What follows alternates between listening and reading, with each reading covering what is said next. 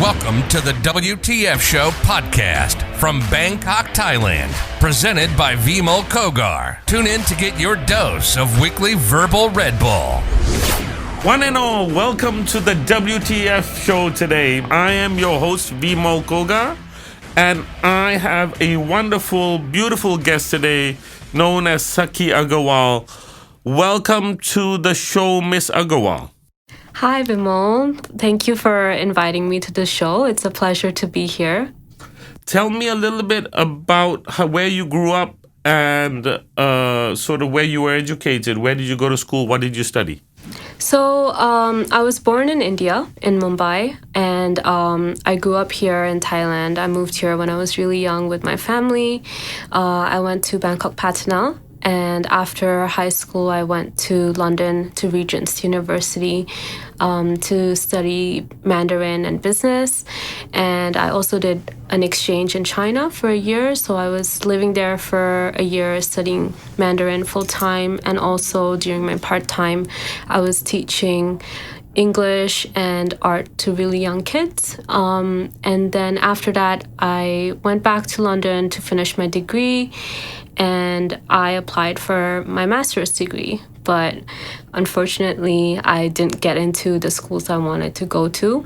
So I was pretty sad about that, and I went back to Bangkok, and I was pretty adamant that I do want to do a master's. So I started thinking about which schools I want to apply to.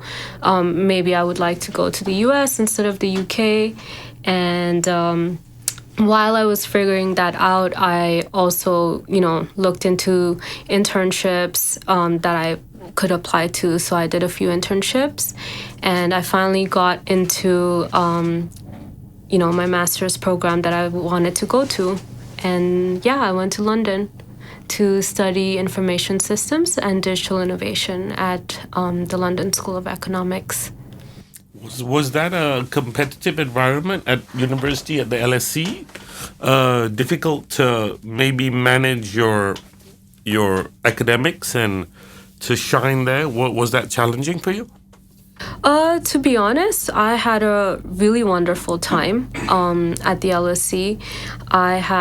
My main purpose there was not to study really hard. It was actually to network, to have a great time, and also to make the most of my life in London. So I did get by. I managed to get pretty good grades. So I did do some work, but I wasn't aiming for the top scores. So that was my outlook. So tell me a little bit about your career path. Where did you start? So during LSE, I, was looking for jobs to stay in Europe, and, a friend recommended me this person who was looking for to hire someone for her startup. So I joined Bells, which was a startup for marketing, digital marketing services. So I was working with Georgiana, who was my boss, for around 6 months. But unfortunately, I wasn't able to get a visa, so I had to come back to Thailand. And I tried working with my dad for a few months, but I didn't really enjoy it.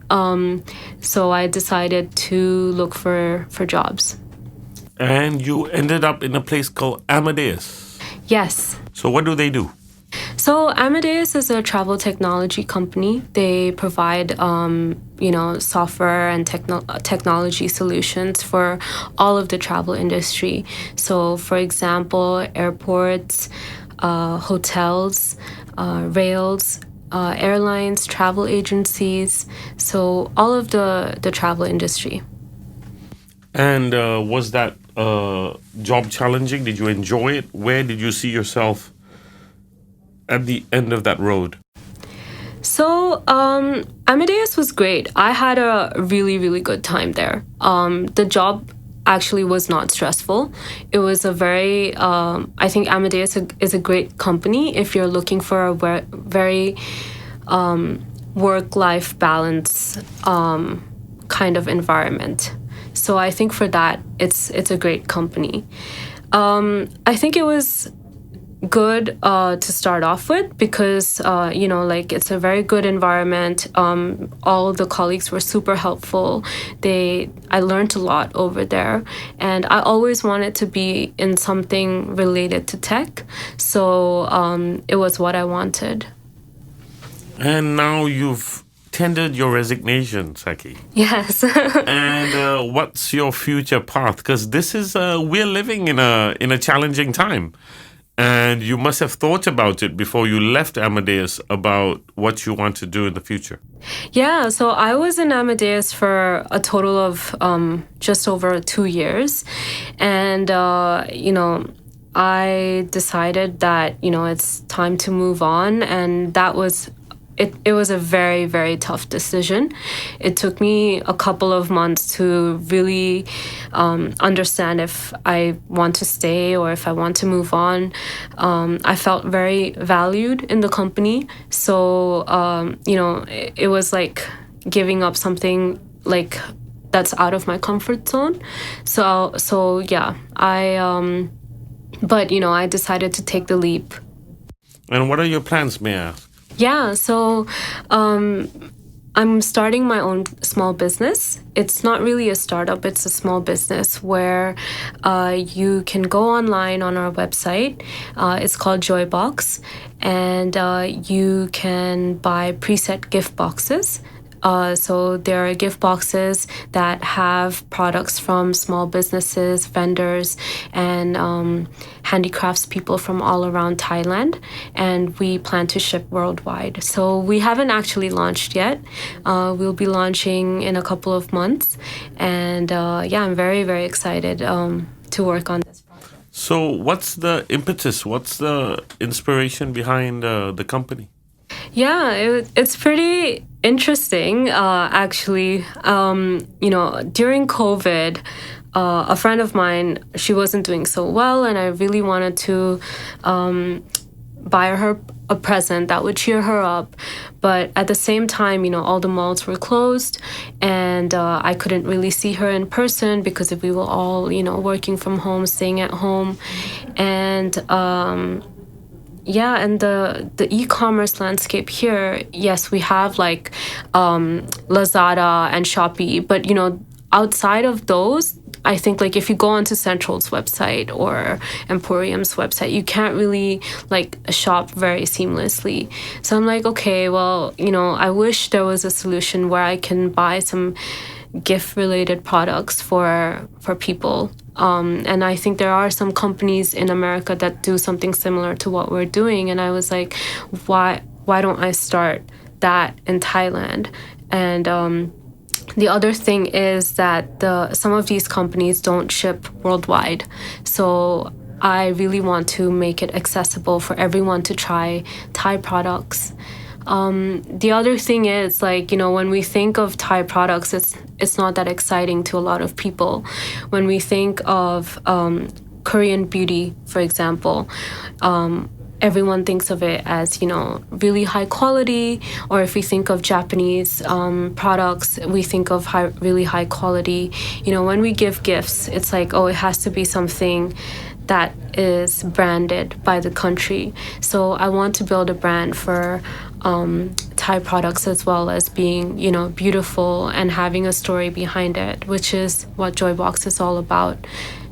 It's about not just selling products and gifts, but giving a voice to these vendors and artists around Thailand to convey their passions and their stories behind the products that they're making. So what sort of products? Are they generally handicrafts? Are they, I don't know, sort of decorative items? What are they exactly? Yeah, so we're looking for, we have products that are more like artisanal while being functional at the same time. So we have, for example, ceramic cups. They're beautiful, but you can also use them to, drink your tea in. We also have artisanal chocolates, for example, but we try to look for products that are really different and also sustainable. Sustainability is a core focus of our business as well. And for example, let's take chocolate. We want to make sure, chocolates are ethically produced, and they have something unique about them. So we have, for example, a chocolate that is filled with mango and sticky rice, for example. So it's just something different and something. And you've already sourced these? That's quite interesting. Chocolate with mango and sticky rice in it. Yes. Okay, and this is sort of made to order, or you've already found this somewhere? Yeah, so we actually have different vendors that we are trying to partner up with and have their products on our website. Oh, wow, that's quite exciting. Yeah. Can you name me a few other products that you're doing? Yeah, so one is Slow Hand Studio. So they are a ceramic small studio in Chiang Mai. And, they're all about making everything with slow and careful hands. So, they're very mindful about what they do, and they're not about commercializing their business. That's why I think they want to work with us as well. It doesn't seem that money is your number one aim. You seem to you seem to be looking at carbon footprints and sustainability and long-term goals, and you seem to have a little bit of a different way of way of looking at things. Yeah, I think, after being educated, after my parents spent so much money on my education, and one of the most important things I feel I've learned, which I think is a value, is to do something with a purpose. You can still make money, but you can make it while doing something ethically, or that's good for the environment or good for people around you. Wow, that's quite noble. When you had decided to leave Amadeus and start this process, explain a little bit to the audience that it's a little bit of a risky venture. Yeah. You need to sort of have guts to say this, and it could go both ways. You could really succeed in your new business, or you could fail. Yeah. So our show is about talking to the youth and talking about the gig economy and small business. Tell me what it takes and the mindset that you need to start a small business. Well, first of all, before I kind of dive into that, I'd like to clarify that, I do come from a very privileged background. I have a master's degree. I have 2 years, more than 2 years work experience. So I had a lot of things to back me up that if I do fail, I can always go back to looking for a job. So that kind of security is something that not everyone has, So I'd like to clarify that it went into my decision making as well, and not everyone has that privilege. The second thing is that, it was a very difficult decision, but what made me take the leap is that, first of all, right now I'm young, I'm not married, and I don't have really big responsibilities that take a lot of my time outside of work. And I think this is the best time to try this out. If I don't try it out now, I might not be able to try it out later, maybe if I'm married with kids and, I'm just really busy. So yeah, why not just go for it? If it fails, that will be a bit of a bummer, but honestly, it's not that big of a deal because I'm just learning so much right now every single day. And I think that's the most important thing to me, that I'm learning something and I'm gaining experience, and I'm building something that I really, really love. So you mentioned suppliers, Sakhi, in Chiang Mai. Yeah. So you're going around the country slowly looking for vendors and suppliers. Yeah. Do you look to them and at them for inspiration and for products that follow your mission in terms of how the brand you want to build? 100%. it was so funny when so we're a team of 4 people, including me. So I'm the founder of Joybox, and I have 3 other team members. And one of the team members and I, when we went to Chiang Mai, we came across this recycled plastic coasters in Bangkok during an exhibition here. And yeah, we traveled to Chiang Mai to meet them in person. And when they sent their location, we were driving for a couple of hours to the northwest of Chiang Mai, and it was like literally in the middle of nowhere in the mountains. We came across this studio, and yeah, it was just such a cool thing. And this person, he was so passionate about these recycled coasters he was building, and it was very artistic, and in this beautiful environment and studio that he had built. So I think there are a lot of things that are out there like this, which not a lot of people are aware of. And, I want to tell his story to all of the world, and how such a simple thing like a coaster has such a unique story behind it. Yeah, it's sort of what we call the provenance of the product. Yeah. If you, more and more people of your generation like to talk about the historical perspective, the provenance, the heritage of that product. And I think that people of my generation, people a little bit older than you, we're a little bit surprised, because our main motivation out of school was to look for a job that would pay a decent amount of money. But people of your generation seem to be following their passions. Yeah. Well, I think for your generation, for example, I completely understand why that is the case. As Indians, we had to really struggle. My parents had to really struggle to raise us, send us to good schools. So money was really, really important, and a lot of millennials right now are, they have a college education. They have the resources that they need already. So we have the space to think about our passions and all of these things. Which doesn't mean that it's only for privileged people. That's not what I'm saying. I think, as society, we're moving in the right direction when it comes to how we choose our careers. And I think it's very important that we do things that we love. And tell me about the roadmap for the company. Tell me about how it's going to pan out, a timeline of how does one, if I wanted to put myself online and sell apples or whatever it was, I want to know, because you have this mindset, you have a training, you have a skill where you understand the IT world, and then the SEOs and the social media, the growth that you need to sell your products. Tell me a little bit about the plan moving forward. Okay, so firstly, to clarify, half of the time I don't know what I'm doing. It's more half the time I don't know what I'm doing, and 100% of the time it's I'm learning how to do things and figuring things out.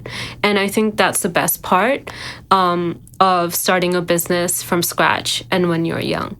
And I really enjoy that. So I do want to let the audience know that, you don't have to know everything to start a business, because you will learn. And that's, you can enjoy that part.